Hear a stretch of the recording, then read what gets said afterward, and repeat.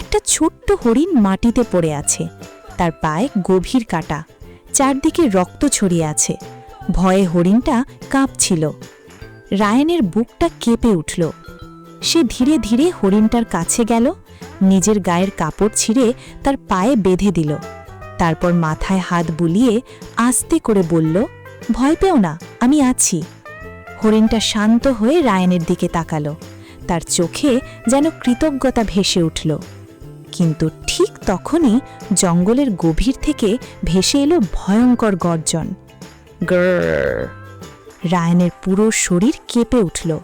সে ধীরে ধীরে পিছনে তাকালো। একটা বিশাল বুনো ভাল্লুক দাঁড়িয়ে আছে, লাল চোখে তাদের দিকে তাকিয়ে গর্জন করছে। রায়ানের নিঃশ্বাস বন্ধ হয়ে আসছিল। ভাল্লুকটা ধীরে ধীরে সামনে এগোতে লাগল। আহত হরিণটা উঠে দাঁড়াতেও পারছিল না। রায়ান বুঝতে পারল, এখন পালালে হরিণটা মারা যাবে। ছোট্ট ছেলেটা ভয় পেলেও হরিণটার সামনে দাঁড়িয়ে গেল। তার হাত কাঁপছিল, চোখে পানি চলে এসেছিল। তবুও সে একটা কাঠ তুলে নিয়ে চিৎকার করল, না, কাছে আসবে না। ভাল্লুকটা আরও রেগে গেল।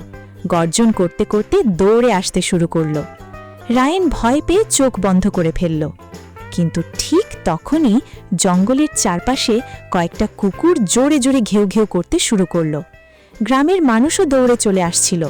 চিৎকার আর শব্দ শুনে ভাল্লুকটা ভয় পেয়ে জঙ্গলের গভীরে পালিয়ে গেল।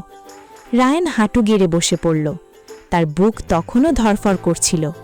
গ্রামের লোকজন দৌড়ে এসে অবাক হয়ে গেল। একটা ছোট্ট ছেলে নিজের জীবন বিপদে ফেলে একটা হরিণকে বাঁচিয়েছে। ভালোবাসা শুধু মানুষ না, পশুরাও মনে রাখে।